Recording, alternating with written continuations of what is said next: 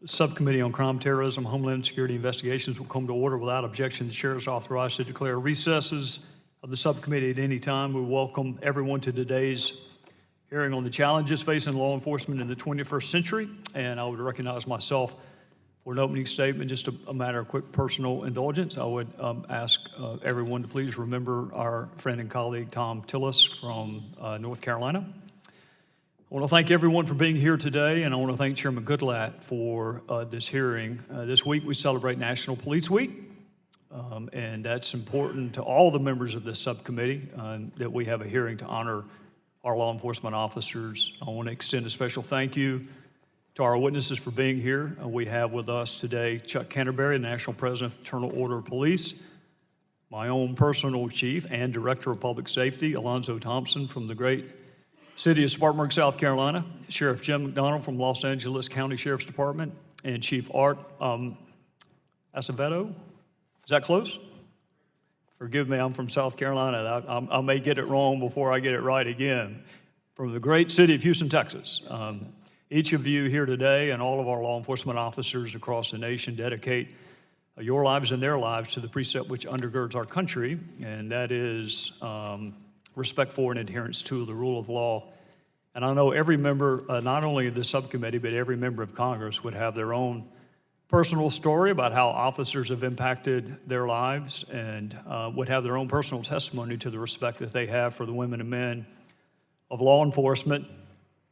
I know as I was preparing for this hearing, my mind went to an officer in Greenville, South Carolina, by the name of Alan Jacobs. Alan, about this time last year, maybe a little bit more than a year ago, I learned that he was going to be a father again, but this time it was going to be different. He had two boys, and this time he was going to be the father of a little girl. And life had prepared Alan very well to be a father. He was an outstanding student. He was a great athlete in Greenville, South Carolina. He put that athleticism and intelligence to work for our country in the United States Army. He was deployed to Iraq for 15 months and even volunteered to live in the neighborhoods of Baghdad because he understood that all people want to live in a peaceful, secure environment. And after Iraq, Alan was deployed to Haiti because he wanted to help the Haitian people in the aftermath of their tragic earthquake. But the tug of fatherhood is strong. And it's so strong that Alan decided to return to the upstate of South Carolina. But his desire to serve and protect remained. So he left the uniform of the United States Army and he put on the uniform of the Greenville City Police Department. And he pursued that calling with the same vigor and the same strength and the same professionalism that epitomized every other facet of his life. Whether it was service on the SWAT team, or the cops on the court, as a patrol officer, for schools or for a gang resistance team, Alan would stop his patrol car from time to time, carried a basketball in the trunk, just to get out and shoot basketball with the kids that could use a father figure like the one that he was providing to his own boys and would provide to his daughter. I learned all of this about Alan in a telephone call that I had with his mother 2 days before his funeral. This man that survived Iraq and Haiti and boot camp and police officer training could not and did not survive an encounter with a teenage gang member who had just been released from jail. Never even had a chance to unholster a service weapon. Serve, defend, protect. He was ambushed. His funeral gave all of us in South Carolina an opportunity to reflect not only on his life, but Chief Thompson, the life of Jason Harris, who we just lost in your own department, responding to a call for backup from one of his fellow officers, or Russ Sorrow, or Kevin Carper, or Marcus Whitfield, or Eric Nicholson, or any of the officers in the upstate of South Carolina who gave the most precious thing they had so they could protect the most precious thing we have, which is life. Law enforcement officers are willing to do what most of us are not willing to do, and they're willing to interact with people that most of us are not willing to interact with, and they are willing to miss things in life that most of us are not willing to miss. So today we're not only here to honor you, but we're here to listen, and we're here in part to memorialize those officers who lost their lives in the line of duty, but also to respect and pay honor to those that are still with us. So I want to thank you for being here, and I am most interested in how we can help you do your jobs. There are challenges in our criminal justice system. I want a system that is not only respected, but worthy of respect. And there's not a system we have in our country that can't be improved. And I am more than willing to hear ideas on how to improve it. But there is something different about law enforcement officers. And if we lose that sight of that as a society, that not only do they wear a uniform and a badge, but they serve symbolically as a line between law and order and those folks that are not of good conscience. If we ever lose sight of that, we're in trouble as a republic. So thank all witnesses. I look forward to hearing from you. With that, I would recognize the gentlelady from Texas. Mr. Chairman, thank you for your courtesies, and to the witnesses, thank you for your courtesy as well. I was in a leadership meeting, and I thank you for recognizing, or at least accepting, my apologies for my delay. This is a very important hearing, and as the chairman has indicated, it is important that we try to help each other, law enforcement and community. And I want to acknowledge Sheriff Jim McDonald, Chief Alonzo Thompson, Mr. Chuck Canterbury, and Chief Art Acevedo for your presence here today. And to say to you that we acknowledge in this week those who live and those who have fallen. And we need to ensure that those who live recognize that we never want to see any more tragedies and families not seeing their loved one come home. In particular, I want to acknowledge Assistant Deputy Chief Clinton Greenwood of Harris County Constable's Office, who was literally executed and died on 4/3/17. Officer Richard K. Martin of Houston Police Department died on 5/18/15. Deputy Sheriff Harris County Sheriff Darren Goforth, 8/28/15. Detective Jerry Ronald Walker of the Little Elm Police Department died in January 17, and then 5 officers. These are among others in Dallas who died July 6, 2016. Brent Thompson, Sergeant Michael Smith, Senior Corporal Lauren Ahrens, Officer Patrick Zamara, and Officer Michael Kroll. I went to that memorial and stood with those family members, and we will never forget. It is important in today's hearing to explore the challenges and seek strategies for modernizing and reforming our law enforcement practices and policies in order to increase police safety nationwide and prevent the use of lethal force against unarmed citizens and selfless law enforcement officers. We want to make sure that we look at both sides of the issue, and particularly we want to hear from you about building trust and respect. We want to understand what has been used by many, police militarization, or how we can balance the protection that the community needs with the various assets that you utilize. The need for responsible and comprehensive data. I believe that data is the science of police work. And then, of course, to be able to deal with the question of lethal force and protecting your lives and those of the community. As Judge Learned Hand said, if we are to keep our democracy, there must be one commandment: thou shalt not ration justice. And so today I look forward to hearing from you as well. And in keeping with this idea of justice, I just want to make a point, Mr. Chairman, that I have made before, and that is that this full committee, and we are the subcommittee on crime, as the Judiciary Committee in the Senate, subcommittee led by our esteemed Senator Lindsey Graham, we must have a full investigation and demand an investigation of the President, the Attorney General, and top White House aides. Democrats on the oversight and the Judiciary Committee are asking for all memorandum that deals with the ending of the tenure of Director Comey, and as well the allegation that the President asked Director Comey to end the Flynn investigation, and certainly the release of classified information, recognizing that the president can release classified information, but what jeopardy have they put assets and intelligence community members in, and of course our allies. I read into the record, we are concerned that the continued failure of House Republicans to take action in the face of this onslaught of allegations will cause significant damage to the faith that the American people have in the credibility and integrity of our committees and the House of Representatives. We have a solemn obligation under the Constitution to act as a check on the executive branch and to hold the President Trump accountable. Again, not as Democrats and Republicans, but as Americans. It is time that we work together to be able to find the truth, and obviously the truth will be our guide. I thank all of you for your service and your commitment to law and order and to the Constitution, and for the service that we will never be able to thank you for as you protect the American people. I thank you so very much. I yield back.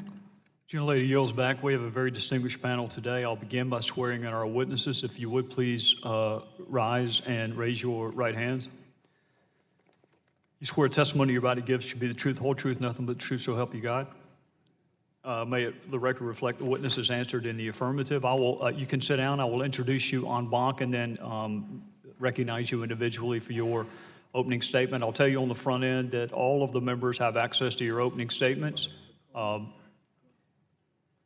of the members have access to your opening statement, so if I could get you to summarize it and hit the salient points within the 5-minute time period, that would allow more time for questions. Our first witness is Sheriff Jim McDonald. Sheriff McDonald is the Sheriff of Los Angeles, California, Los Angeles County, California. Welcome, Sheriff. Our second witness is Chief Alonzo Thompson. He is not just the chief. To me, he's the Director of Public Safety in the district that I represent in Spartanburg, South Carolina. He's incredibly well respected and well regarded in my hometown. Our third witness is Mr. Chuck Canterbury, who's the National President of the Fraternal Order of Police, and I will allow Ms. Jackson Lee to introduce our fourth witness. Well, our fourth witness is no stranger to law enforcement. We're delighted with his service in the city of Houston. He is Chief Art Acevedo, who is an active member nationally in law enforcement issues and has served from California to Texas, most recently in the city of Austin, and now serves as the Chief of Police in Houston, Texas. And I would only offer to say that we have a very collaborative effort on law enforcement, and I'm very pleased to say that the Chief works with all of our law enforcement agencies from federal to local to ensure the appropriate safe travels of Houstonians and those who come to visit our great city, and delighted to welcome Chief Art Acevedo. And I'm also delighted to welcome family members. If any family members are here, I see a lot of smiling on the second row. I want to acknowledge them as well because they're so very important to our law enforcement officers. I yield back, Mr. Chairman. Welcome, and I to acknowledge the ranking member who has come, Mr. Conyers. Thank you. Sheriff McDonald, you will recognize for your opening statement.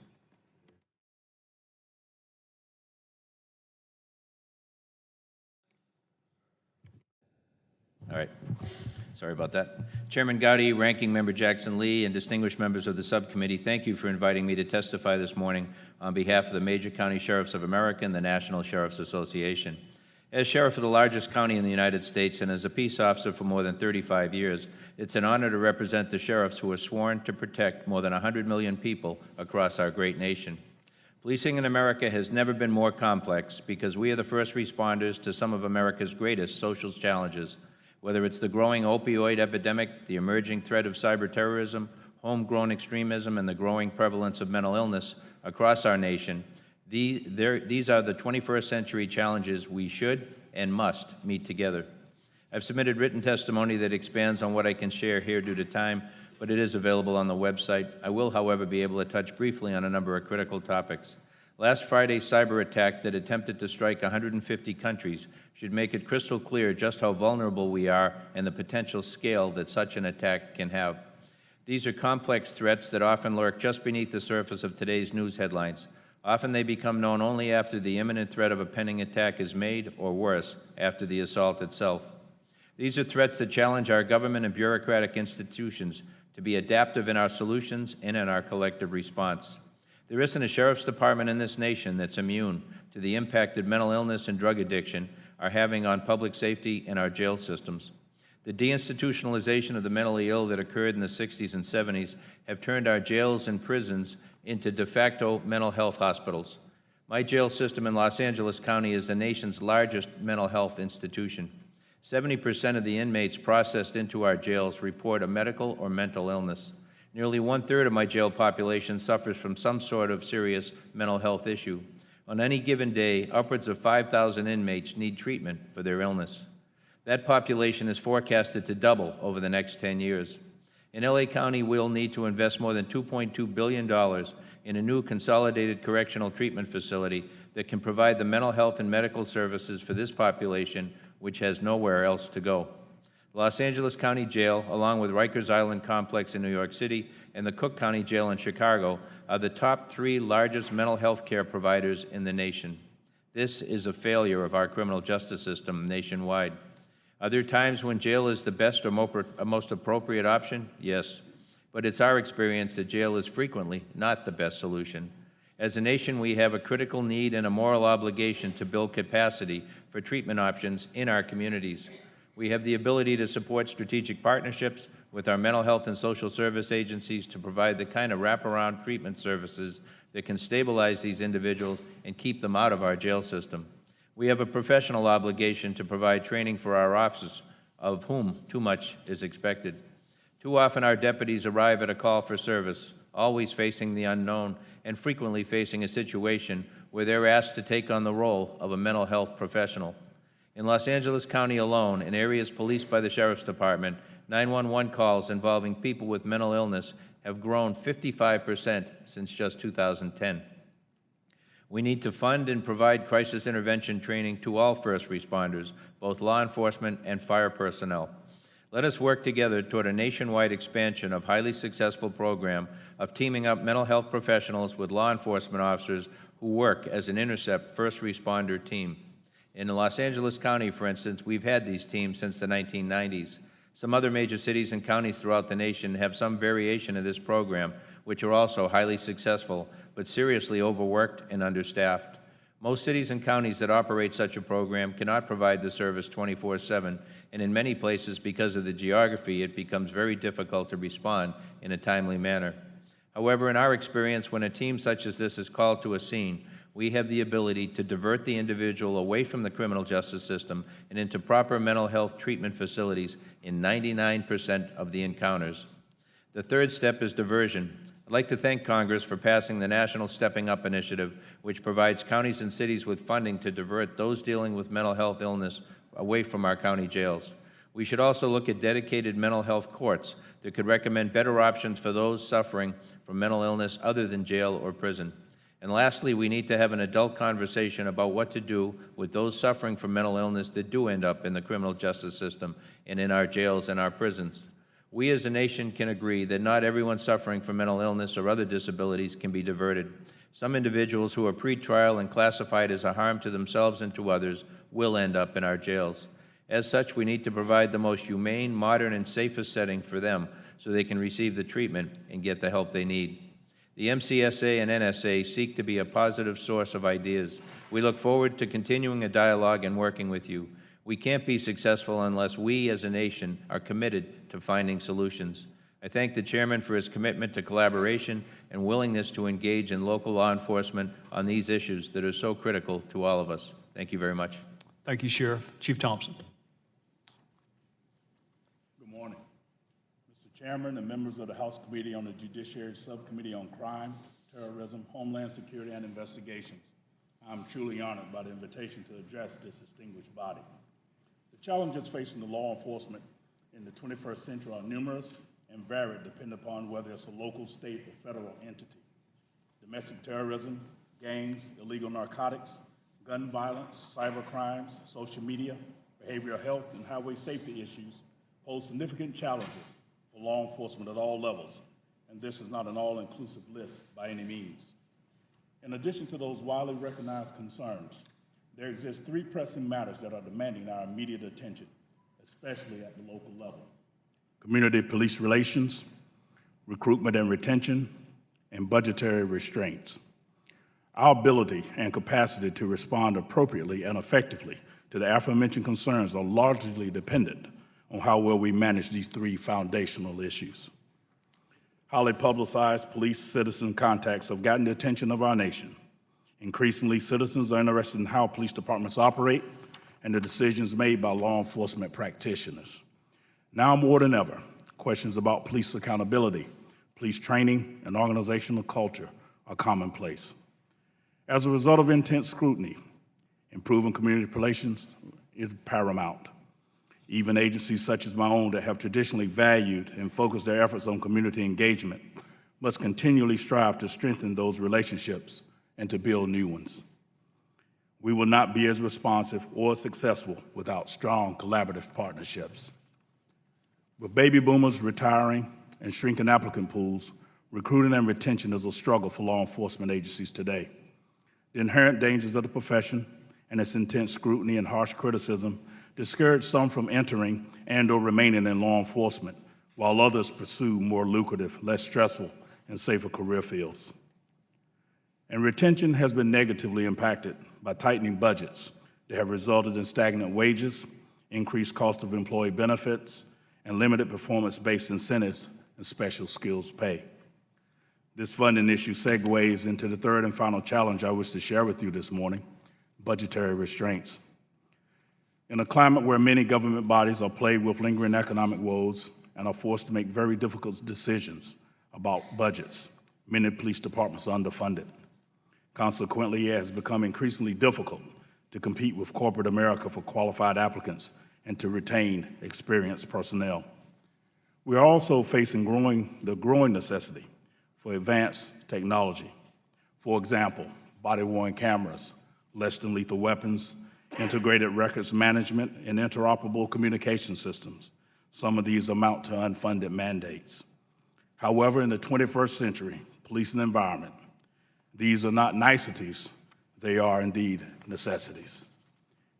For instance, many law enforcement agencies committed to equip officers with body-worn cameras, which expanded the opportunities for officers to capture more of those critical police-citizen encounters.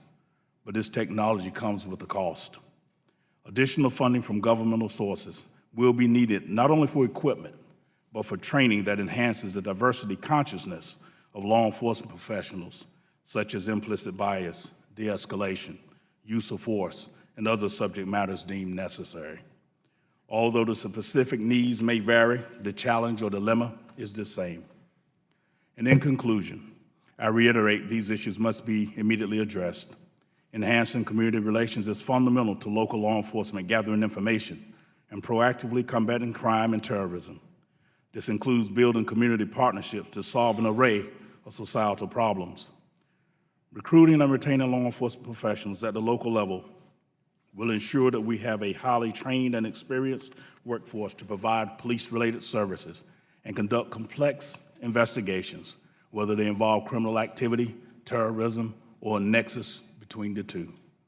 We need enhanced capabilities to handle current issues as efficiently as possible and to give us the time we need to look forward and toward the future to anticipate and prepare for new crime trends and emerging opportunities. Again, I appreciate the opportunity to share my views on the challenges facing law enforcement in the 21st century, and I thank you very much for your time. Thank you, Chief. Mr. Canterbury. Good morning, Mr. Chairman, Ranking Member Jackson Lee, distinguished members of the Subcommittee on Crime, Terrorism, Homeland Security, and Investigations.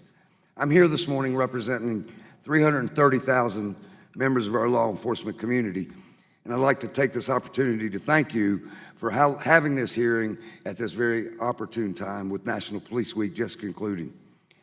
Today, Mr. Chairman, my members are concerned about their safety. According to a recent FBI report analyzing 50 cases in which officers were shot and killed, 28% of the assailants were motivated by a hatred for police or for social political reasons.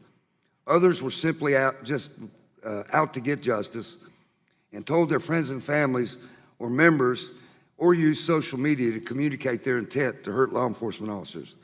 The FOP has long argued that a hateful, vitriol, Amplified social media is leading to violence directed at law enforcement officers, and I think this report by the FBI bears that out. Our views of law enforcement as a society have changed in the past few years, and the respect we once had in our communities and amongst our elected leadership has greatly been diminished. But a recent Gallup poll showed that police officers were 77% approval rating in this country.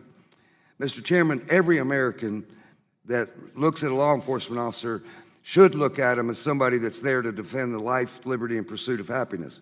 But unfortunately, with social media and the media, excessive force, terms like acted stupidly, and police brutality have become a common term.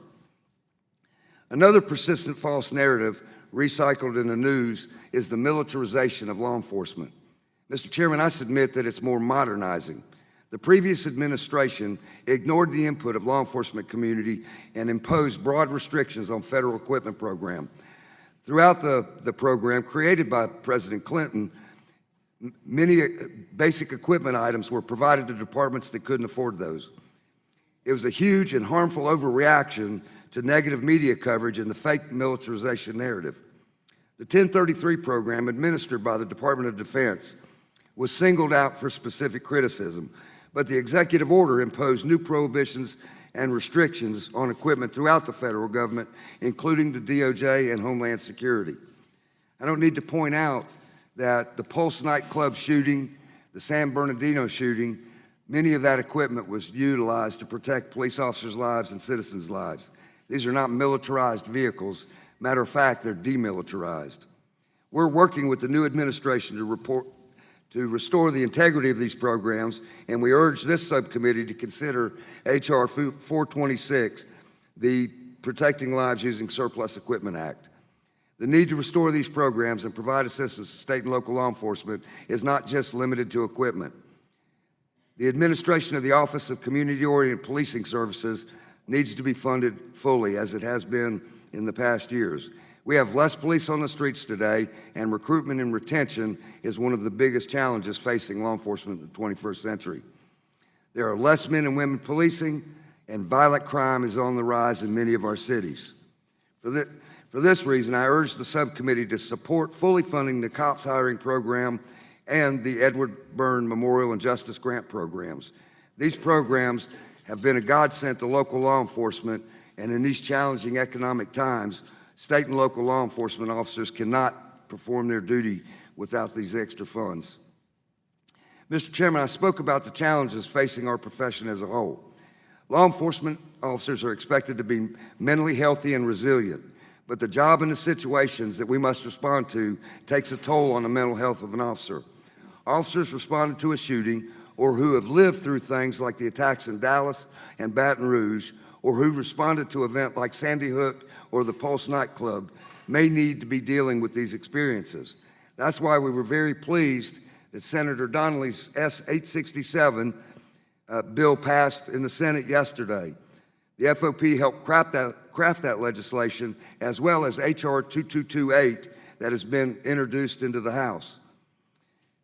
This bill will allow the Attorney General to work with the Department of Defense and Veteran Affairs to collect information about the mental health programs provided to officers, and will expand officer wellness.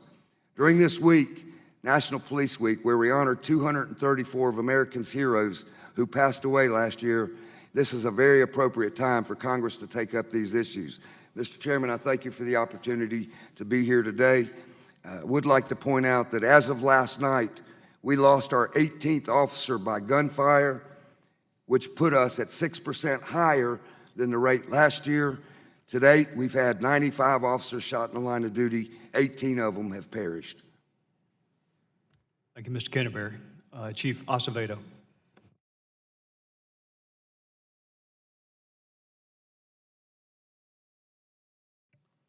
I want to thank you for inviting me to testify here today. I appear before you as the Chief of Police of the City of Houston, the 4th largest city in the nation and our nation's fastest growing. It is my privilege to speak to you on behalf of the Major City Chiefs Association, where I'm the first vice president. This organization represents the 69th largest metropolitan law enforcement agencies in the United States. As the police chief of two major cities over the past 10 years, with a total of 31 years of law enforcement experience, I can say with unqualified certainty that building strong bonds with communities is what makes law enforcement agencies successful and communities safe. A respectful relationship with the people we serve enables police to overcome what I consider our biggest challenge today, regaining the community's trust. In order to build strong relationships with the community, police departments must engage all members of the community. Community engagement done correctly builds trust so that when something goes wrong, which is inevitable in a mission as complicated as ours, the community knows that the department and its leadership will address the problem honestly and openly and take positive action to correct any deficiencies. One of the challenges that law enforcement is facing is building trust among the community is immigration enforcement. As you know, recently, SB 4 passed in the state of Texas, which really opens local law enforcement to the perception of being immigration agents. Immigration enforcement officers, when we're seen as that, it really hurts the bonds of trust that we have built over the last many, many years. Immigration enforcement is a federal function that cannot be delegated, should not be delegated to city police departments. Immigrant communities, whether documented or not, begin to fear local police officers when they become too heavily involved in immigration enforcement. Then they stop reporting crimes and coming forward as witnesses or victims, which increases the victimization of immigrant communities and allows criminal conduct to go unchecked, making the entire community less safe. Community engagement must include everyone if a police department is going to be successful, and we urge the Congress, as we've been urging for many years now, to enact comprehensive immigration reform once and for all. And so this hodgepodge approach is starting to happen, starting in Arizona and now moving on to Texas. Recruitment and retention, Chief Brown had nailed it after the Dallas tragedy when he called on young men and women, instead of protesting, to put down the signs and come in and sign up. Make a difference, join the police department, join us and see that we can and will continue to make a difference. Thanks to his call, 344% increase occurred in their recruitment there in the city of Dallas. But large cities like Houston are cash-strapped and in constant battle for staffing and resources. We're hundreds of officers short, as Mayor Turner has so aptly stated time and again, as a police department. And adding more unfunded mandates, such as immigration, certainly doesn't help. And we need to maintain funding. One of the things that we hope, as my colleagues have said, is that the COPS office continue to have full funding. Our JAG grants, any grant, HIDA grants, federally funded grants are really key, and also protect asset forfeiture. Asset forfeiture, when they are taken from criminals, from criminal syndicates, criminal organizations, drug trafficking organizations, and placed in the hands of law enforcement, it is money that is put back into crime fighting and keeping our community safe. Having said that, we should not allow departments to take money from people unless there is really a criminal predicate, and we're actually taking them from crooks and not from hard-working Americans. Consent decrees. Consent decrees, while they have a good value, we hope that as we move forward that will be the hammer that's left as a last resort, and that we move towards a variety of memorandums of agreements. While most officers serve their community with sensitivity and respect, there are unavoidable times when police work can be violent and ugly. There are also times when obviously we do not do the right thing. We have to maintain the trust of the folks that we serve, and we believe that with collaborative approaches with the Department of Justice, with memorandum of agreements, it takes off the monitor that, quite frankly, has become a cottage industry where millions of dollars that should be spent on training, on equipment, and an accountability at the local level and placed at the hands of the mayors, the councils, and ultimately the community at the local level in the Department of Justice go wasted and given to federal monitors that, quite frankly, again, it has become a cottage industry, and I have more information on that in here. We need strong oversight. We support strong oversight, but we want to be smart and, again, not waste those precious dollars. A heartfelt partnership with the community is really the most important thing that we can do. They are our greatest force multipliers, and I would again urge the members of Congress to work on issues to help build communities of trust, bridges of trust, and not tear down those bridges. Thank you. Thank you, Chief. The Chair will now recognize the gentleman from Ohio, Mr. Shabbat. Thank you very much, Mr. Chairman. And I apologize in advance if I leave after my questions. I'm the chairman of the Small Business Committee, and we have a meeting at 11 o'clock that I have to chair. So, but I will be here long enough to ask questions. And thank you for your testimony. If I could go to Sheriff McDonnell and Chief Thompson first. Same question I'll address to both of you. I think you had both mentioned the body-worn cameras, and could you touch upon both the positives and the concerns that a local police department has when you're considering whether to go towards body cameras? And maybe you first, Chief. Yes, sir. Thank you for the opportunity. A number of issues, I think, need to be addressed when a department is looking at deploying body-worn cameras, and those include not only the hardware, which is actually the cheapest part of the whole equation, but then everything that goes behind that. And that would include the ability to be able to retain on either a cloud or a server the video, and there's tremendous amount of video when this camera is rolling all the time. And then behind that, again, is the policies in place and the agreements with the DA and others as to when you're going to release the footage and when you're going to hold it as part of an investigation. That needs to be covered up front with the public's expectations being realistic. And then on the other side is the personnel costs.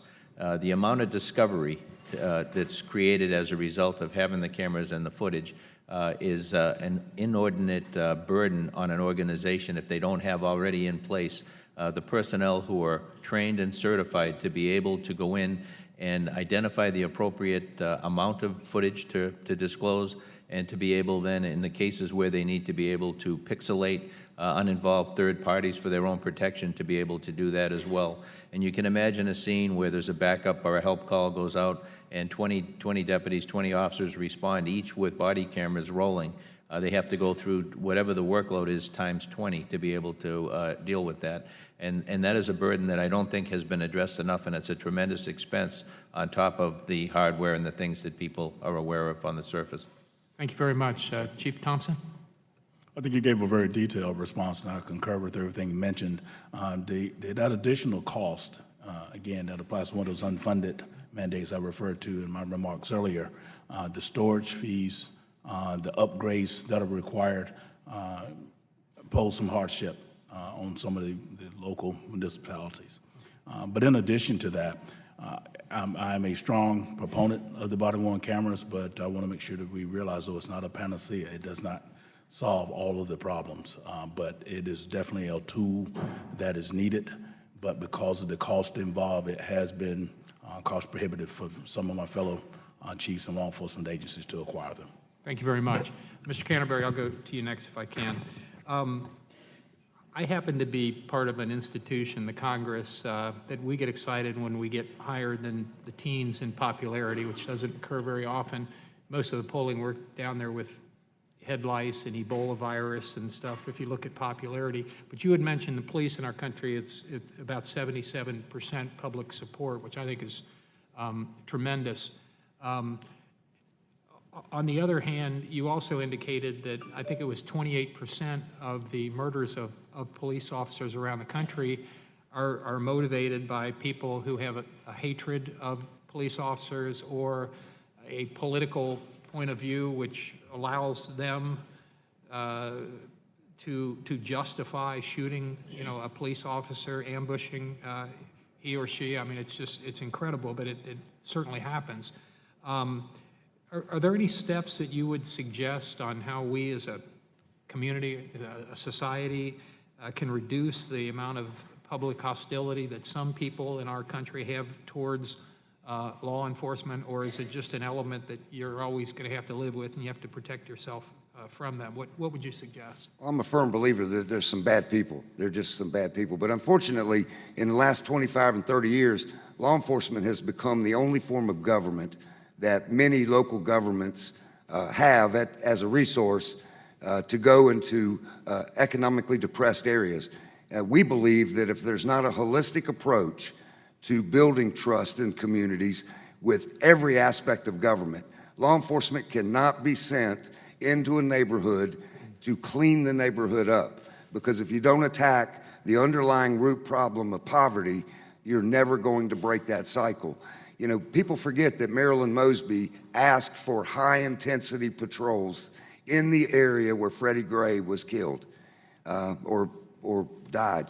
And it was the only arm of government that the Baltimore City officials had to work in that neighborhood. If there's not a total holistic approach, with all aspects, community activists, churches, schools, then we're never going to address the problem, especially in economically depressed areas. Job training, unemployment, single parent, all of those issues have to be attacked before we're going to see improvement. Thank you very much. My time's expired, Mr. Chairman. Gentleman yields back. Chair will now recognize the gentleman from Michigan, the ranking member of the full committee, Mr. Conyers.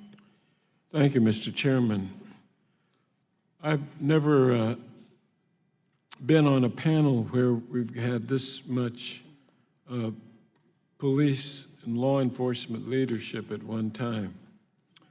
And so I'm going to go to the heart of my relations with police that have been so important to me all my life.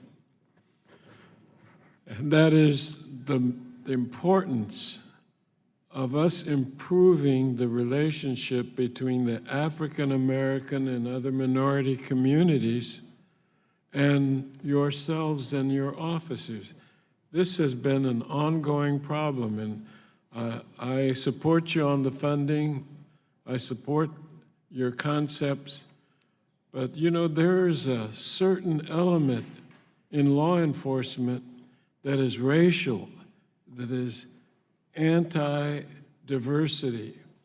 And let's just speak as honestly as you can for a few minutes about that part of your relationship, because you can't build trust if there's glaring instances of police disrespect for the minorities and communities, and there's been a long history of that.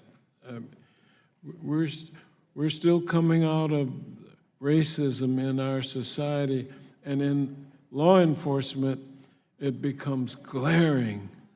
And I'd like to ask the national president of the Fraternal Order of Police to lead off this discussion, and I hope all of you will join in with your honest opinions. Mr. Conyers, I don't know when and how that personal bias will be gone in this country, but I do know that in my 30-plus year career in law enforcement, I've never been taught that racial profiling was a legitimate police practice. I've never been taught that anybody of color should be arrested at a higher rate. I've never been taught that everybody shouldn't be treated fair and equally in this country. But we do recognize that there is implicit bias, and there are individual officers that may have those bias. It's our job to make sure that those officers are rooted out and put out of this career field. But again, it can't be the first call of a politician when a white officer arrests somebody of color. It can never just be the first thing that we hear from social media. Freddie Gray, for instance, there were 3 African-American officers involved and 3 white officers involved. And to say that the 3 African-American officers committed some sort of a heinous act because of color is just ludicrous. And but we believe, working together with our communities, we can help build that trust. But we cannot be the answer to that, Mr. Conyers. We cannot go into the inner city as law enforcement and fix the problems unless we attack the underlying problems of poverty. Well, I agree with you that there are a lot of economic and cultural considerations involved in this part of our discussion. But I want to see, and I'm watching carefully the police systems across this country to make sure that everybody's doing as much as we can to root out some of these bad apples. There are only a few, but it only takes one to really create a very negative view. Who else here would like to make a comment? Yes, sir. Thank you, sir. Thank you for the opportunity. When you look at where we are in America today, I believe we have come a long way. We certainly there's room for improvement. The police are called to situations that are out of control. We get there when situations are fueled often by emotion, alcohol, drugs, or mental illness. So it's always a dynamic situation when you get into it. Race on top of it is the kind of the third rail of American policing, if you will, and we look what's happened recently and over our history in this country. I think the answers are to continue to talk about it. People are afraid to talk about race. Unless we engage, unless we talk openly and honestly about it, we're not going to come to a place where we're all going to be proud of what we're doing. There are 18,000 police departments in our nation. Are they all the same? They are not. We're working to be able to raise the bar for every department in America so that we're comfortable that anybody who goes out there in the field represents the profession and does so in a professional way. I believe today we're dealing with issues of misconduct to try and be able to get at the root of that, and we're separating people from employment who are out there doing it the wrong way. Because when you look at the amount of police in this country, that's about 1/3 of 1% of our population are charged with the public safety for the remainder. That's not very much that we can be able to do that on our own. We have to be able to work with the communities that we're privileged to serve in a way that is positive, in a way that we're all on the same team. But again, it goes back to, I think, not only the race issue, but police go where crime is, and that is driven by poverty, by lack of opportunity, by lack of education, and all the other societal ills that I think police being inserted into a situation that is volatile, that is highly charged, police often get the blame for whatever the underlying reason was, but beyond the control of what we can do to be able to affect that at its root. So as we move forward, I think a big step is focusing on youth programs. That's not a core police mission, but it's one we've taken on because we see the need to do that. That if we can bridge that gap at an early age and be able to help kids after school have a safe environment, we do that in LA with our Sheriff's Youth Foundation, to be able to give kids that safe environment, ensure that they do their homework, and then they're allowed to do after-school activities, sports programs, work on the computers and those kind of things. That's really where we have to begin to look for the future, is to be able to work with kids at their earliest opportunities. If we don't do anything more today with you four, to me, the most important thing is that you take back a message that there are people like myself who've been working in different capacities long before I came to Congress in race relations. And these racial tensions are factors that are not solely about police and the black community. They come from these related concerns of poverty, unemployment, and other educational disadvantages. But I need to make sure that you take this back with you, because you'll affect some of those people who may be thinking they can get out of line. The major concern is improving race relations for me with all the other folks that may be considered minorities in our community. Who wants the last word?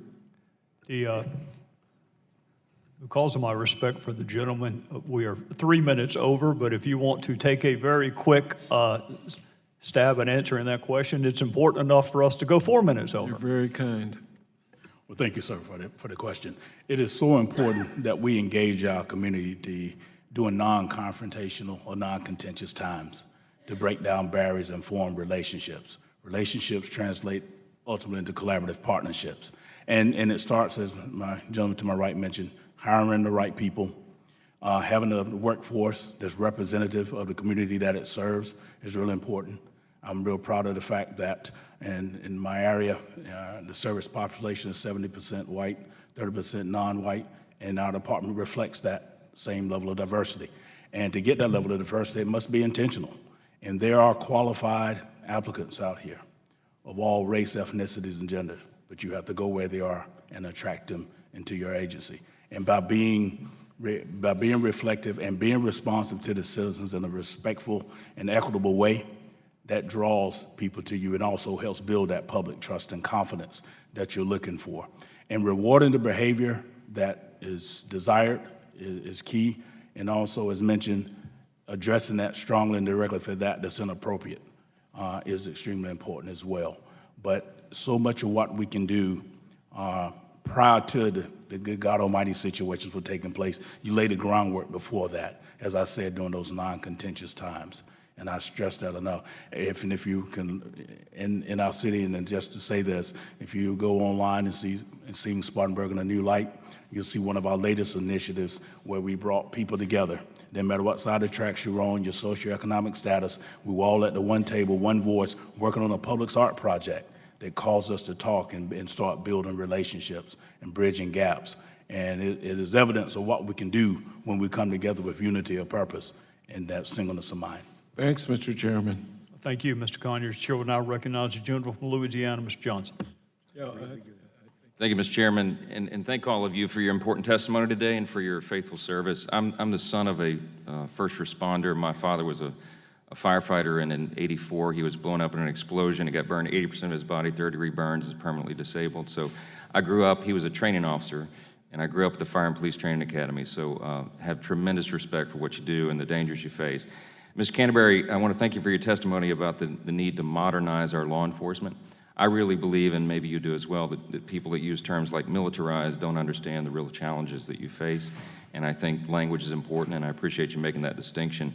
As you noted, our great tragedy in Baton Rouge this past year got the attention of my state in Louisiana, and we have the distinction right now of being the most dangerous state in America for law enforcement, and I wish we could do something about that. We're going to try. The question is for you, Mr. Canterbury. The Department of Homeland Security renewed a bulletin late Monday that warned of the dangers posed by homegrown terrorists. And they called the threat environment in our country right now one of the most serious since the 9/11 attacks. I was just wondering, in your opinion, do you agree we'll continue to see an increase in smaller, more localized terrorist attacks? Absolutely. I think social media has allowed terrorist organizations over there to influence young Americans in the United States and have glamorized that type of terrorism. So yes, I think I've served on the Homeland Security Advisory Council, both for President Obama and for President Bush, and it's always been a major concern and will continue to be, but we obviously are going to see an uptick in lone wolf style and American attackers that have never been to that part of the world, but have been energized by the social media and those markets. Recognizing that to be the case, all of us feel the burden of it. We feel that we need to do everything we can to try to address that threat. And I guess a follow-up question is to adequately prepare and respond to these local terrorist attacks that seem to be popping up. Do you think there are improvements and reforms that could be made to better apply the lessons learned, and specifically in terms of maybe coordination among various first responders? Well, I think that the communications from the federal level to state and local has greatly improved since 9/11, but it can continue to get better. And I'd like to point out we still do not have an interoperability radio system in this country. We're much closer than we were, but I testified in 2003 after 9/11 of the importance of that, and the contracts for building that system out have just been let in 2017. So the communications must continue. It needs to be both ways. JTTFs need to be fully funded, HIDAs need to be fully funded, and the fusion centers need to be fully funded. I appreciate your work in that arena. Maybe this question could be for any of our distinguished panel members. The police chiefs and the sheriffs back in my home state of Louisiana are facing growing threats and challenges because their resources, as I know all of you have testified to and you struggle with, the challenges are going up, the resources are going down, basically. Can any of you elaborate, just so that we have it on the record, about the 1033 program and how that's proven to be a critical source for your department and your county in purchasing equipment? Well, let me take a stab at that. The 1033 program, the program is not the problem. And it's all about proper training, proper policy, and proper use. I remember when the MRAPs came out, people started saying, oh, we got these things that were being used in Iraq. And although I didn't choose to get one in Austin because it was not good for our tight streets, I defended that because I said there's flooding in a lot of rural counties. And Houston, we have a huge problem with flooding. So it's not the equipment. It's really the policy that is used, implemented as to its use and the way it's used. So we have helmets, we have binoculars, office equipment, helicopters, MRAPs, and again, All these, there are no offensive equipment other than rifles, but other than that, it's all defensive, and it's all about protecting the American people. So we hope that, again, we're thoughtful, and I don't think the 1033 program has been destroyed by any means, but that we keep that program alive and well. Anybody else? Yeah, if I could, sir, the 1033 program, I would ask that the reconsideration be given to looking at the needs of local police. When you see any of these active shooter situations, terrorist situations on our home soil, who gets the call? People call 911, local police respond. If they're showing up in a black and white with their sidearm and that's all they've got, they're at a tremendous disadvantage. They're probably going to put themselves in a position where they're going to end up being hurt or killed and not being able to accomplish the mission of rescuing downed kids or people in a mall or a theater or whatever. But having the equipment that we've been able to get through the 1033 program, we've been able to go into a hot zone, to be able to stop the shooting, to be able to extract people who are down at the scene and get them off to medical attention without the tools necessary for the exception. We don't use them every day, and as Chief Acevedo mentioned, it's about leadership, it's about accountability, it's about using the right tools at the right time, not using them for situations where we've seen in our recent past that people can cite and say they're not intended for that. They aren't, but they are intended to be able to put our officers, our deputies in a position between danger and the public, and to be able to do hot zone extractions of downed citizens, to be able to get them out and get them help and stop the threat as quickly as we can. Thank you for that, Mr. Chairman. I'm out of time, but I just want to close by saying this.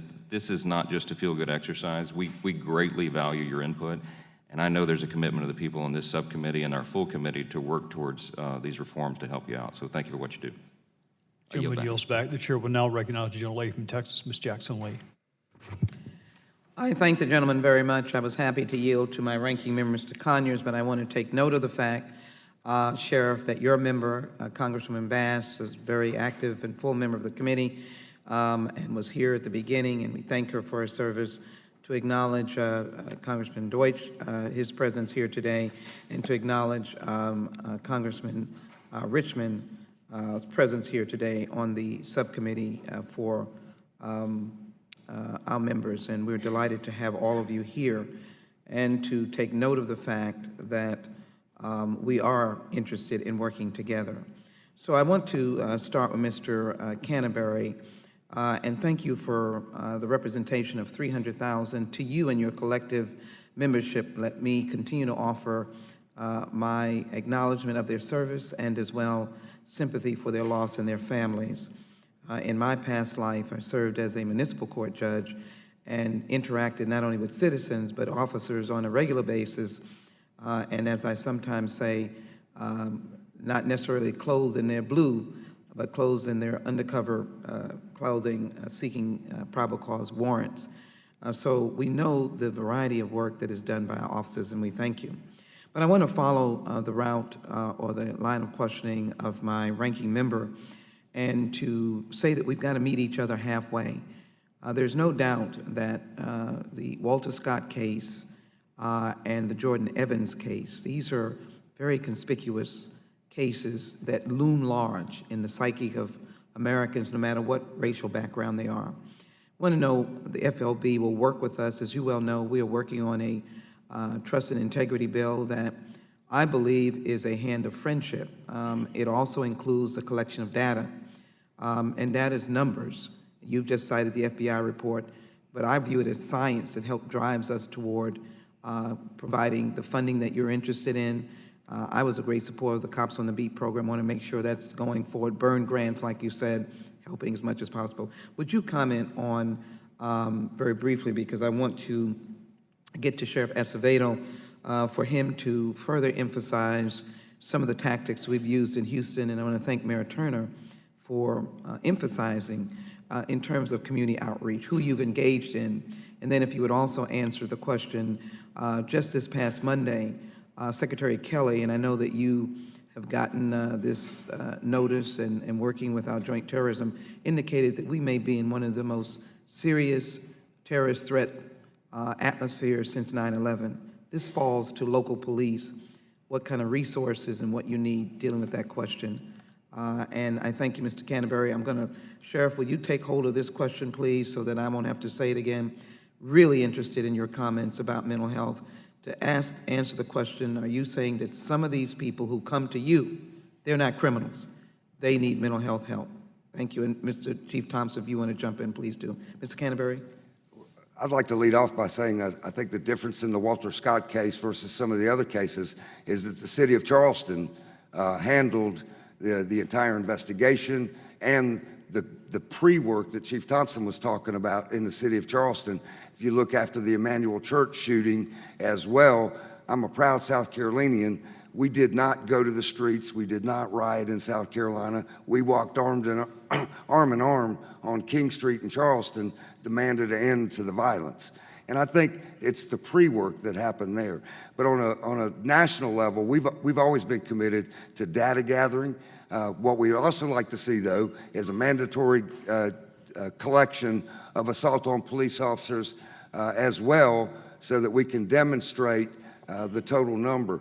It's voluntary reporting currently. So yes, we would work with you in any way possible to increase the amount of data. Scientific data is a basis for asset allocation, policing strategies.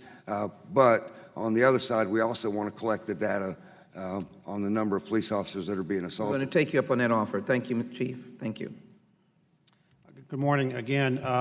In the city of Houston, we're really focusing on building relationships, building trust. Mayor Turner sets the tone, and we all follow, including yourself and the police department.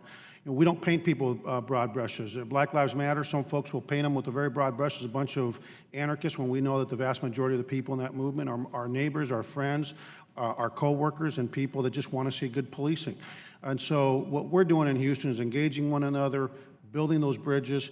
When SB 4 is trying to marginalize immigrants and paint them as a bunch of thugs and rapists and drug dealers, we're painting them as what they truly are, the very vast majority, and that's day laborers and cooks and nannies and people that are building our homes and our bridges and our roadways. And so I think that we need to put down our brushes and start talking to each other instead of yelling at each other, and actually, instead of running away from activists, I run towards them. And because of that, we have built, I think, trust. And we call each other on the carpet when we need to, and have those, I think, like Sheriff McDonald was saying, honest, open, blunt discussions, but respectful. Sheriff. Thank you, ma'am. On the issue of mental health, I have on a daily basis 17,000 inmates in our custody in LA County jail system. Of that number, 4,000 to 5,000 are seriously mentally ill. If you were to look at the remainder of them and you look at issues such as PTSD, the number would probably be in the range of 90%. So we have a population that is very, very challenged, that needs a different kind of care than traditionally we've been used to providing. Many of our folks are in custody because they're acting out on their mental illness. There's a cycle of dysfunction that continues. They come into our custody, they're treated, we try and stabilize them on medication and be able to get them functioning, and only to be released from the system back out onto the street. Many are homeless. They go back to either Skid Row or living under a bridge or a freeway, and then reoffend and find themselves back in custody. A very expensive cycle, a very inhumane cycle of dysfunction that we need to break. What we need is additional funding and focus on community-based mental health care and treatment, to be able to provide alternatives to incarceration for people who can be better treated outside in a medical setting than in a custody environment. Chief, I would just briefly add that, we have a lot of veterans coming back with PTSD that we're having to deal with. We also have citizens like my son who has autism. And we're finding more and more situations where the actions, although they may appear to be criminal in nature, would be better served if we were to defer or get the people to the type of help that they need. And it's so important that we try to identify resources within our community and leverage those resources to assist those that are having some of these behavioral health issues. And just one last word on autism. It's a growing epidemic. 1 in every 62 children born on the spectrum, and amongst boys it's 148. So this is not a situation that's going to go away anytime soon. So we need to put energy and effort into dealing with our fellow citizens as they grow older, because they do get older. As my little boy will be taller than me next year, probably. He's only 12. But as a police officer and having him as a young black male who is not going to understand some of the orders of police, I think I'm in a unique position to try to help on both sides of this equation of how to respond and also how to give parents some assurance that we're going to do all we can do. Really appreciate it. Thank you, Chief. If I could just to add on to the interaction of the police with the public as it relates to autism and other cognitive disorders, if we can find the way to be able to provide crisis intervention training to all of our police officers and deputy sheriffs, that's another tool in the toolbox. We train in the academy command presence how to be able to go in and be authoritative, take control of a situation that's very dynamic and chaotic. If we do that with somebody who's autistic, we're going to guarantee that it's going to set them off based on their illness, and we're going to end up with a potential use of force and a bad outcome. If people know what to look for based on their training and can look for cues in the environment and recognize symptoms and come off with a different approach, we get a different result and everybody benefits. Thank you, Sheriff. Chairman, Would you you've been let very him- gracious. Can I just acknowledge a person in the audience, Mr. Chairman, who is advocate of police community relations. Mr. Gerald Womack is here from Houston, Texas, who has worked with the chief, and he came here to acknowledge National Police Week. Thank you so very much. Welcome, Mr. Womack. The chair will now recognize the gentleman from Texas, Judge Poe. I thank the chairman. Thank you all for being here. I assume that all four of you are here this week, along with thousands of other peace officers and families of the slain officers, to honor the fallen, not just from last year, but the previous years as well. Chief Acevedo, as you know, in Texas last year, we had 21 peace officers killed, numerous others wounded, more killed in the state of Texas last year than any other state in the United States. 5 of them were in the Dallas area that were ambushed by a sniper while a demonstration was taking place in the city of Houston, or city of Dallas. Ironically, the officers were protecting the demonstrators and the crowd, and then the sniper opens fire. Took place over quite a long period of time. 5 officers killed, several others wounded, citizens killed, and finally the sniper was taken out, as he should have been, by law enforcement. So as a member of this committee, along with the others, we mourn the loss of all of those officers, plus the over 130 that were killed throughout the nation. And thank you for being the head guy for all of those, for your department. Chief Acevedo, I want to talk a little bit about the Justice for Victims of Trafficking Act that has been implemented.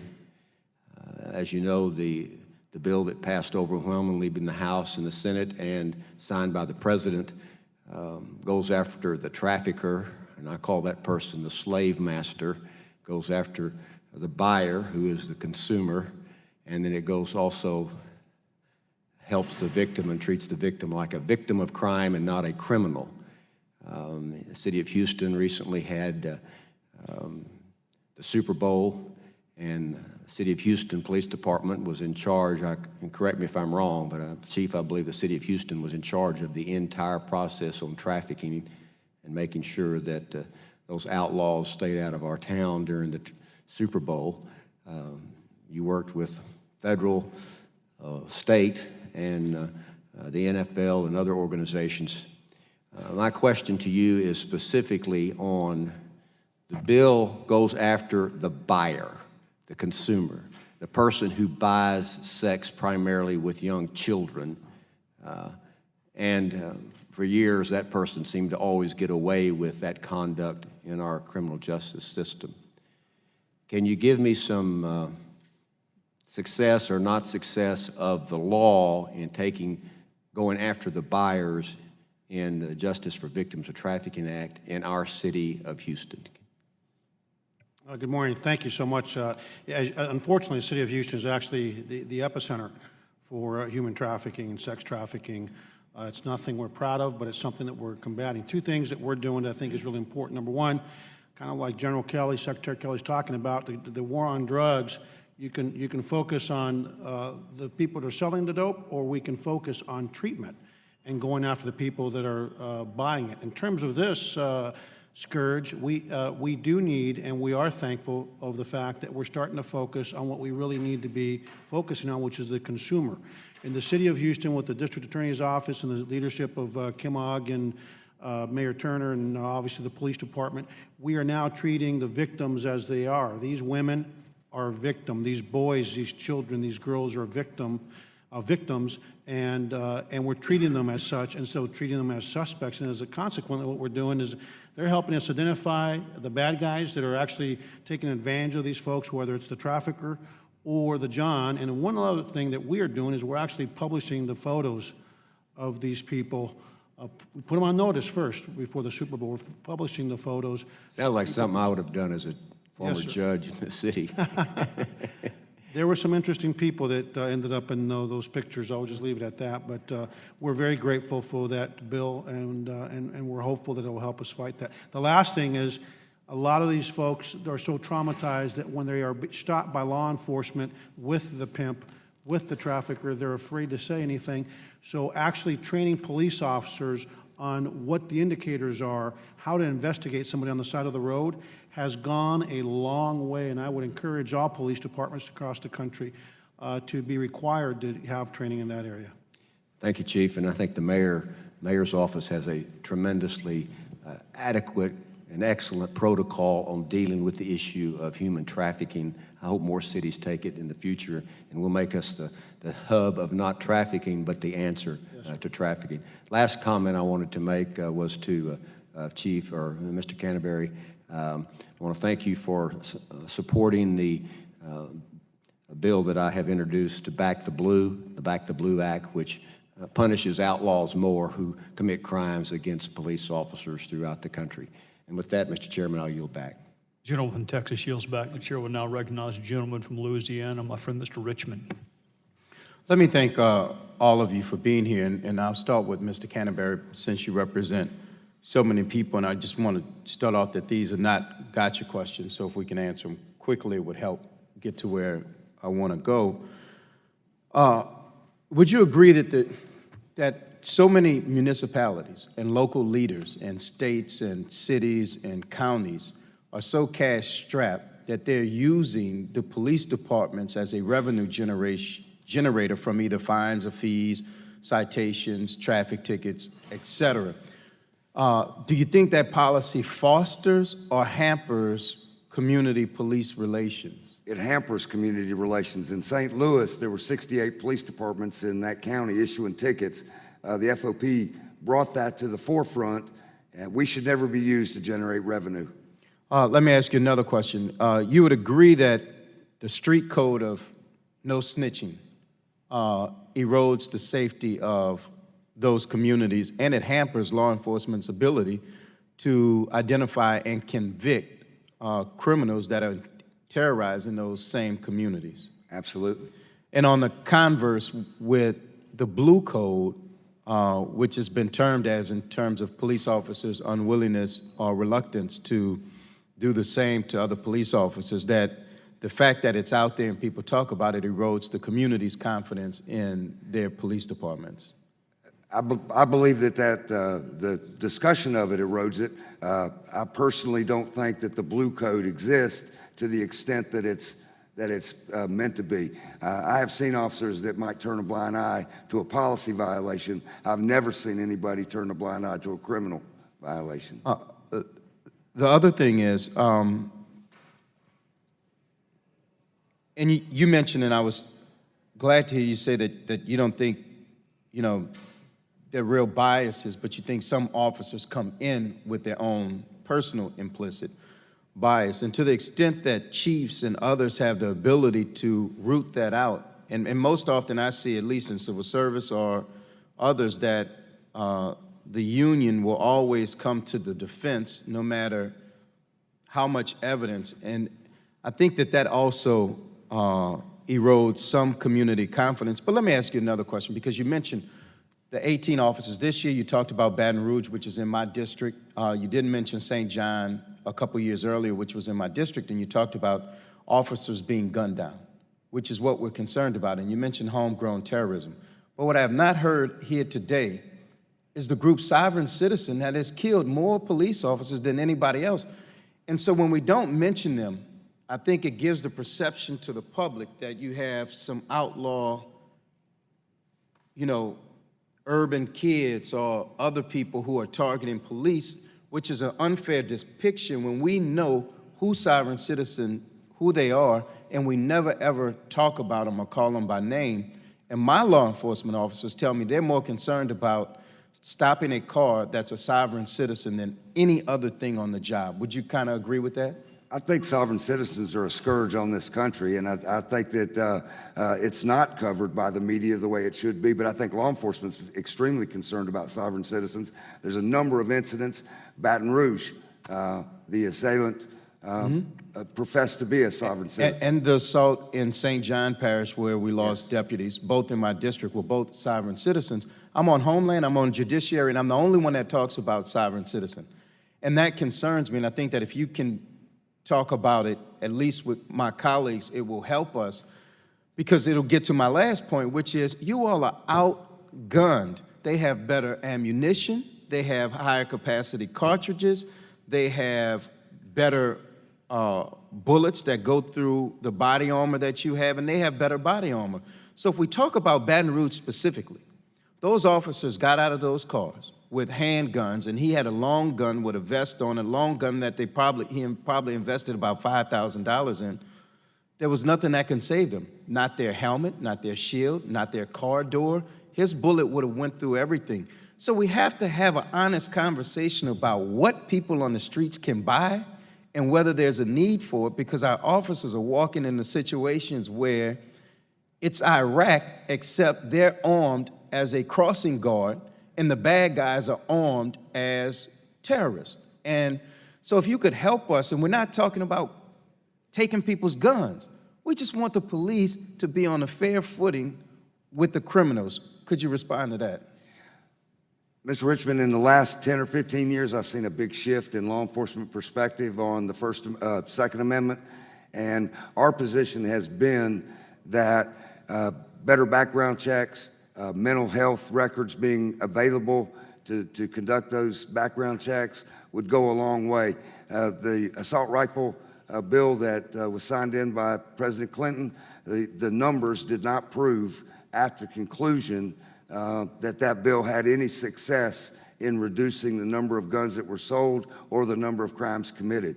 So I think preventing people from getting those weapons that shouldn't have them should be the first and foremost thing that we should work on. Mr. Chairman, can I just end with a comment? Sure. The FN-57, which is a handgun, which will go through body armor, it has no knockdown power, so it can't be self-defense. It is sold in Cabela's and everywhere else. It is strictly a killing gun.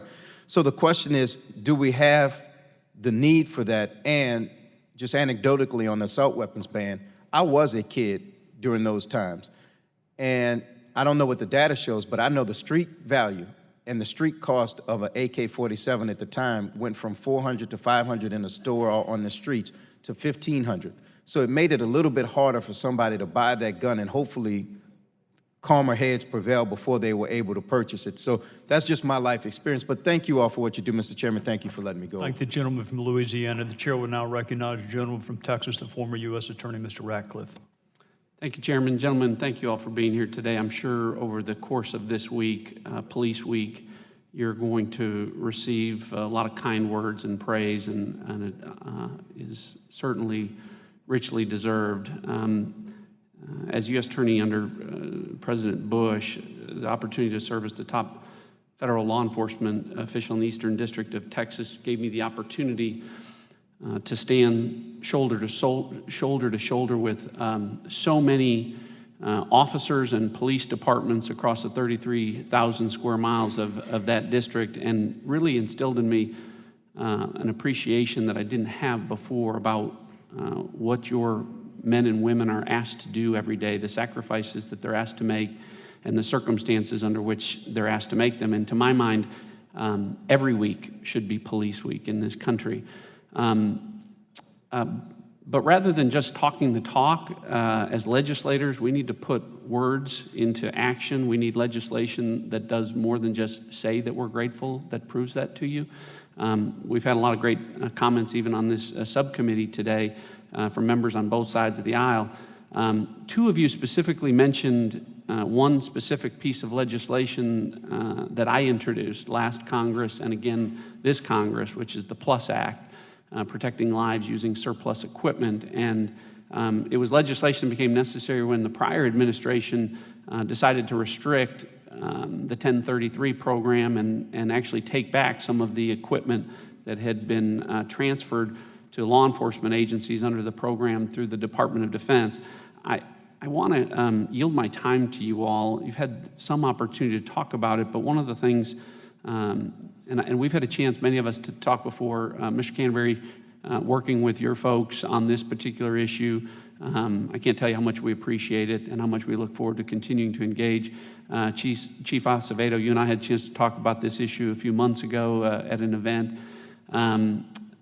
But, you know, there's a narrative out there, a false narrative in some folks' mind that this is Barney Fife playing weekend warrior with RPGs. And so there's a misconception about what the equipment involved is and what it really means. And, you know, Sheriff McDonald, you right next door to the jurisdiction where the San Bernardino attack happened. So, you know, I would really like you to take a few minutes and talk about the fact that this isn't theoretical and that this particular program, what it really means in terms of saving lives, not just of officers, but of the citizens that they protect. And I'd like to yield to all of you in that respect. Well, thank you. Thank you for that opportunity. We touched on that briefly. The 1033 program has been very valuable to state and local departments in the ability to be able to have the tools necessary to respond to those calls that are certainly out of the ordinary.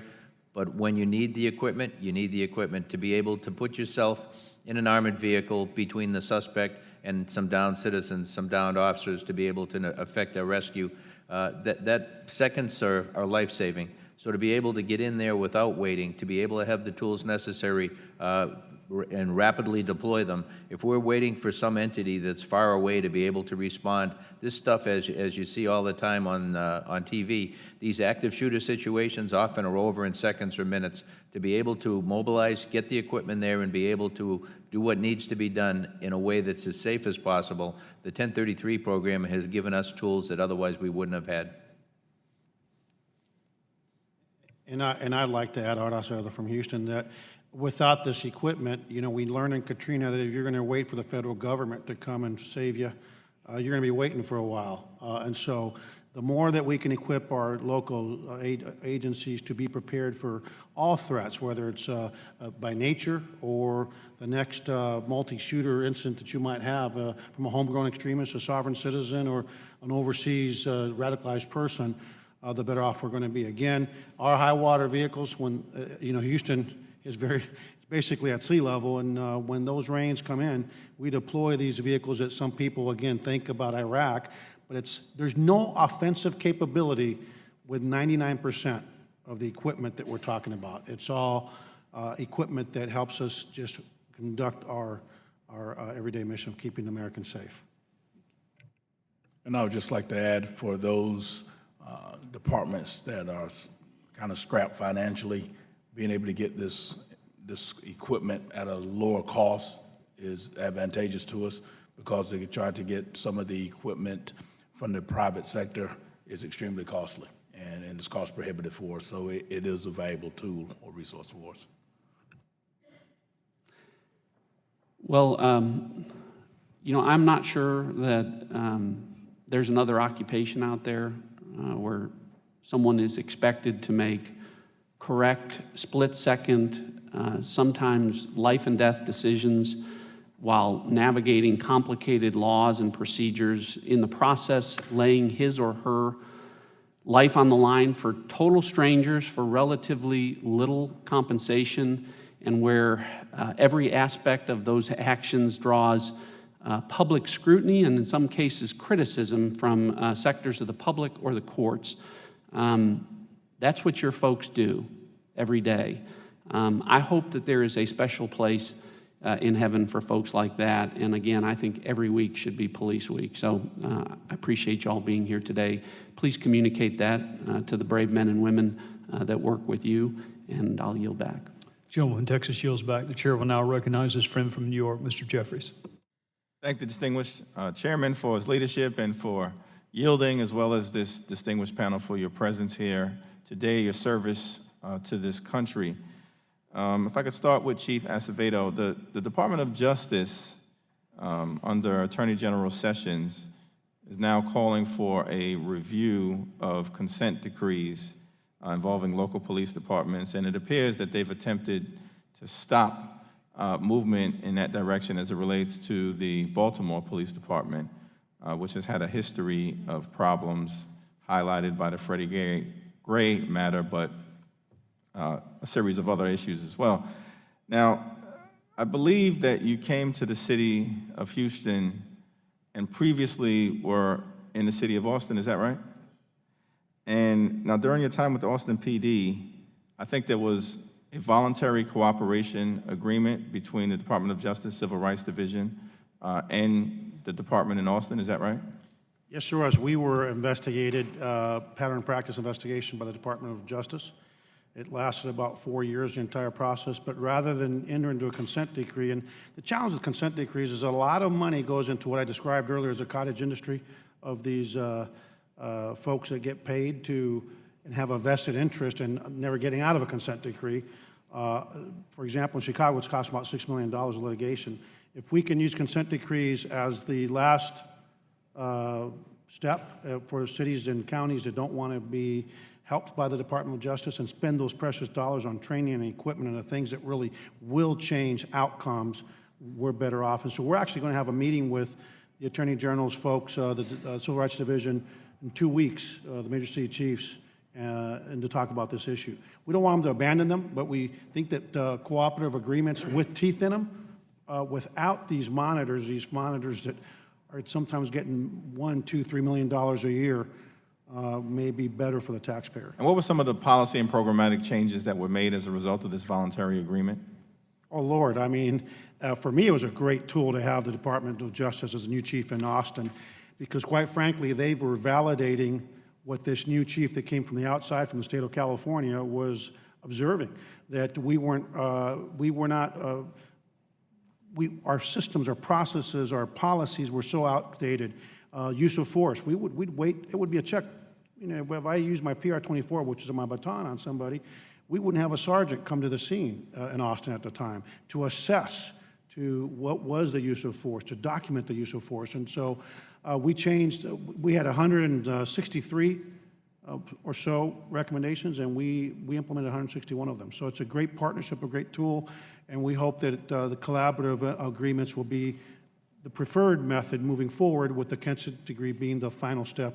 And quite frankly, without the Department of Justice, a lot of cities and counties simply will not invest in the training and the equipment the police officers need to do a very complex job unless they're forced to through these agreements in terms of the Department of Justice. So it's fair to say that as a result of the Department of Justice's engagement, involvement, presence, that the Austin Police Department was able to modernize itself and significantly improve the relationship between the police and community, is that right? Yes, sir.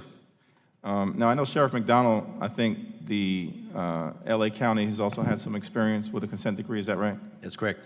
And the consent decree came about as a result of accusations of the excessive use of force directed in particular at communities of color, is that right? That's one of them. We have one in the jails and we have one in the Antelope Valley. And can you tell me about your experience with the Department of Justice? And has it resulted in positive changes resulting that improved the safety of your facilities, kept officers safer, and potentially improved the relationship between the police and the community? Well, I also have prior experience with LAPD with a long-term consent decree as well. And to echo some of the comments here before, it is a vehicle for change, for positive change. It needs to be managed in a way in a macro sense so that it does what it's intended to do, that the things that are being counted are things that matter and change.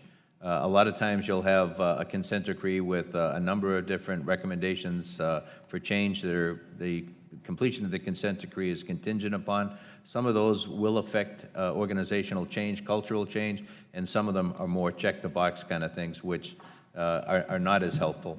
Can you give me one example, as my time expires, of the type of thing that could affect organizational change in a positive direction? Absolutely.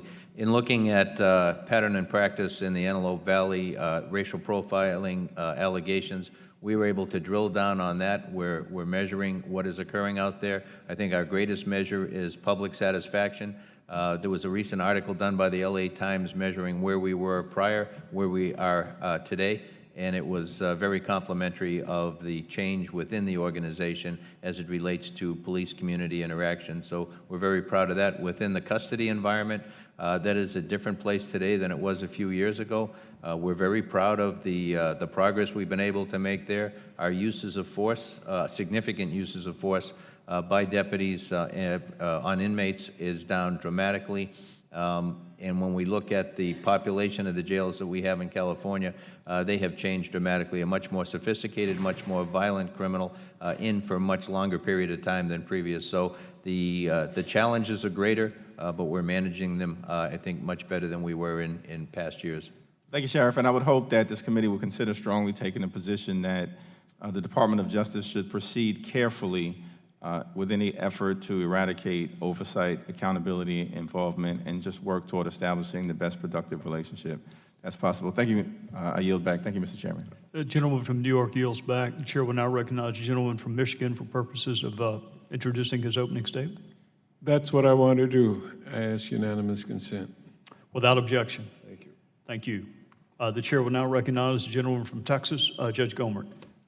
Thank you, Mr. Chair, and appreciate witnesses being here today, but appreciate even more the jobs that you do in serving people and your cities and the country. I want to follow up on the consent decree issue, and I guess we're all affected by our own personal experiences, but based on my experiences, having been a prosecutor and then doing mainly civil litigation, but getting court appointments time to time, and also being a felony judge and a chief justice, seen it from a lot of different angles. And it led me to believe that my friend, and he's a brilliant intellect, had clerked for Supreme Court, had he's just a smart guy. Mark Levin had said he felt like the consent decrees were being used to federalize local police departments.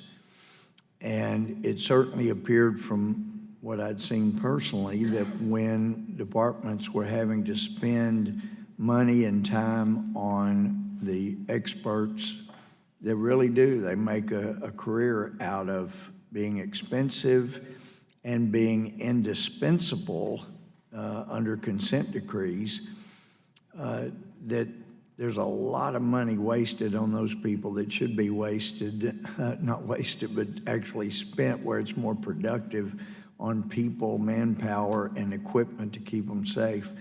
And it always seemed to me, having watched a federal judge there in my hometown of Tyler take control of the state prison system, as he was the legislature, executive, and judicial branch all in one, as he managed prison systems in Texas for, I don't know, over 30 years, I think, that certainly seemed unconstitutional, that no one person should have that kind of authority for that period of time to run facilities and systems. But again, that was under a decree that was agreed to, basically giving the federal government one federal judge that kind of control.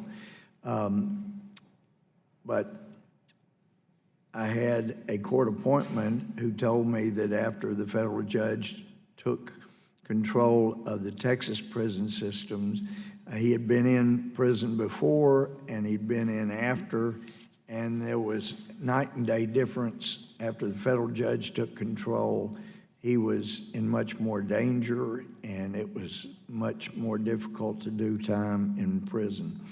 But in any event, I would like to see, I mean, it seems like if there is a problem, I always felt like there should be a lawsuit, get it straight, but the oversight doesn't continue. It just ends up, if we have to come back, it's going to be more expensive again, and then leave it to the locals to clean it up with their knowledge that if they don't, the federal government will come back in and it'll be more expensive and costly next time. I don't believe, has Houston been under a consent decree? I did not think you had. No, sir, not that I'm aware of. I've only been there 6 months, and I'm pretty certain we've never been under a consent. And I would hope that was not something you were looking forward to. No, that's a lotto ticket no police chief would like to win, to Yeah. be honest with you. Well, Sheriff McDonald, I get the impression that's not someplace you wanted to be either, right? That's correct. Okay. Well, I also wanted to ask you about something that constantly come up over the last 8 years, this emphasis on people in federal prison for simple possession. And the public was given the impression that we had lots of folks in federal prison for simple possession. And my experience was that if there was nothing but simple possession, the feds left that to the state for prosecution. About the only time we hardly ever saw the feds take a simple possession was when somebody agreed to a plea agreement to testify, and in return, they would only pursue the possession. For those who say that drug crimes are victimless crimes, I would just like to finish by hearing each of your opinions on whether or not simple drug offenses are victimless crimes. Sheriff McDonald, if you could.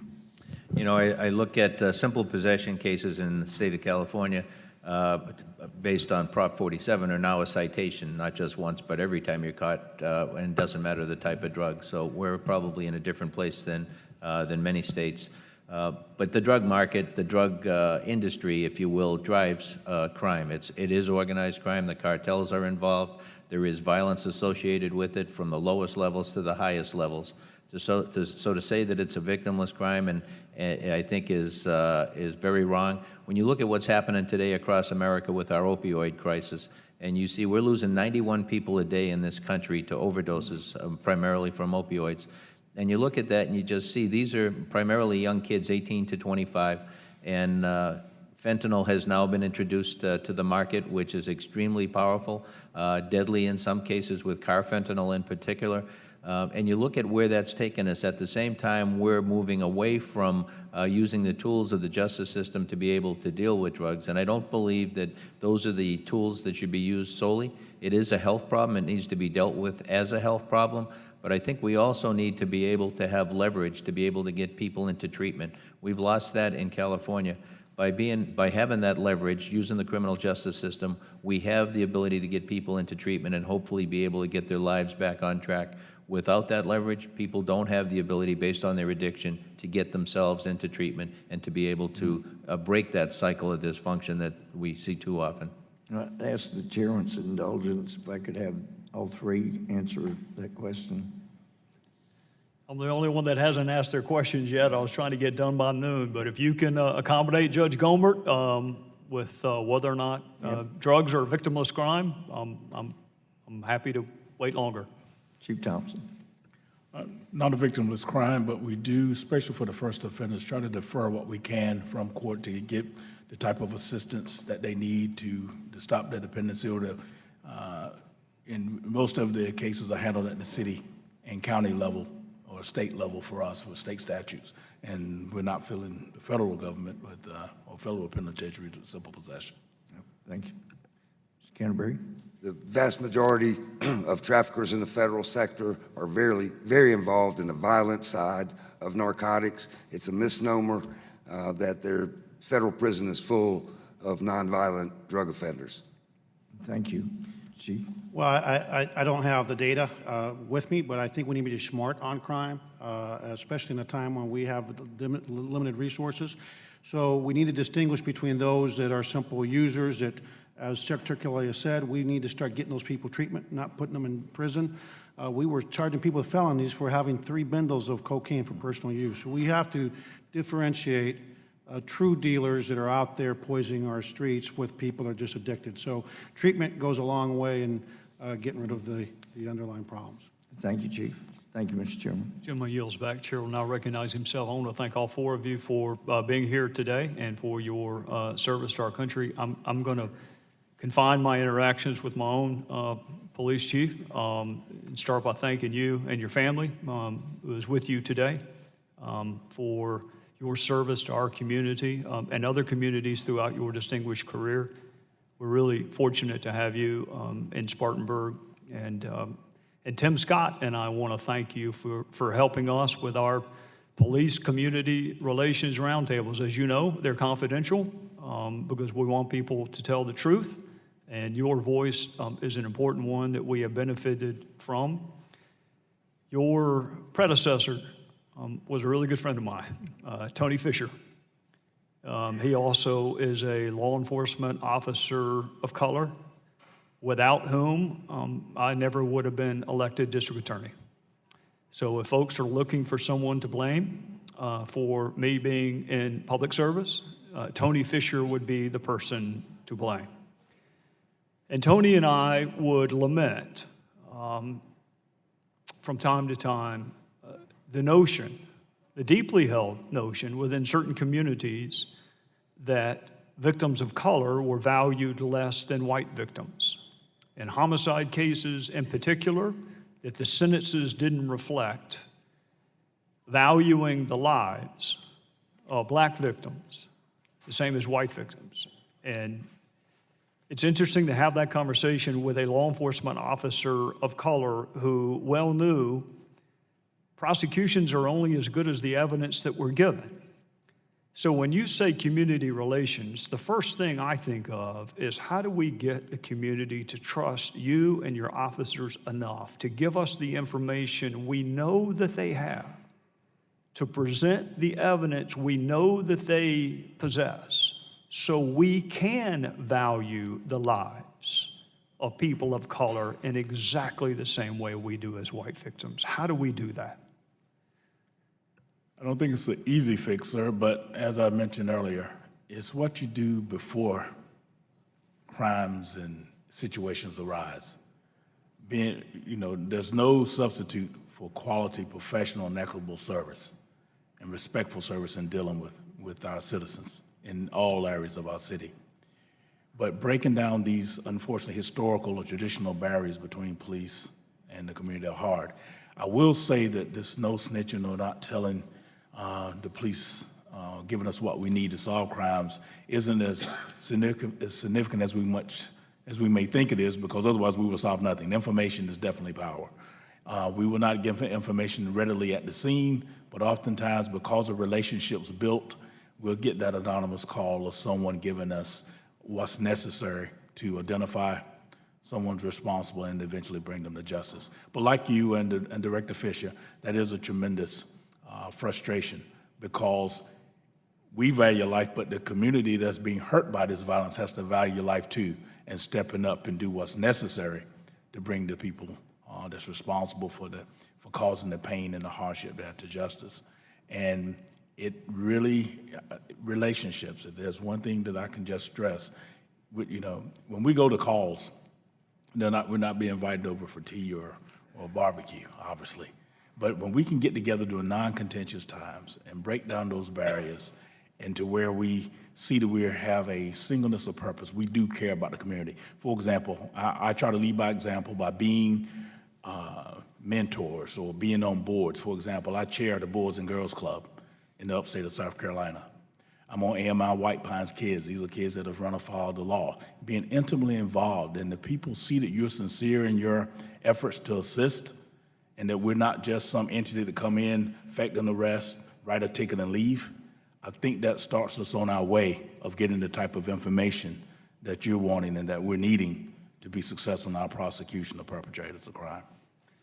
Well, you and your officers are incredibly active in our community, and I regret deeply that it takes a funeral .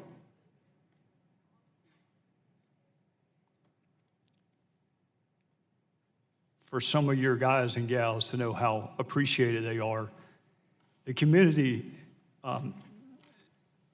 outpouring of support for your agency was incredibly, tragically beautiful to watch. I just hate that it took Jason Harris's life, and it doesn't have to do that. I hope your officers feel appreciated, even on the days they come home safely. So I'll say this, when you were making your opening statement, I was sitting there writing a summary.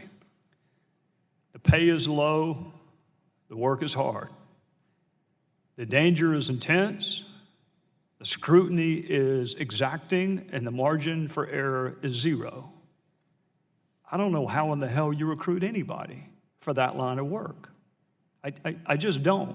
So in a world clamoring for bipartisanship and apolitical causes, I hope you can take back to all of your agencies and entities that Republicans and Democrats, at least on this subcommittee, greatly value your work. And we are cognizant of the sacrifices that not just you, but also your officers and their families make. And if you would let them know that, and to Johnny Radcliffe's point, we'll try to communicate that the other 51 weeks out of the year too, and not just this one.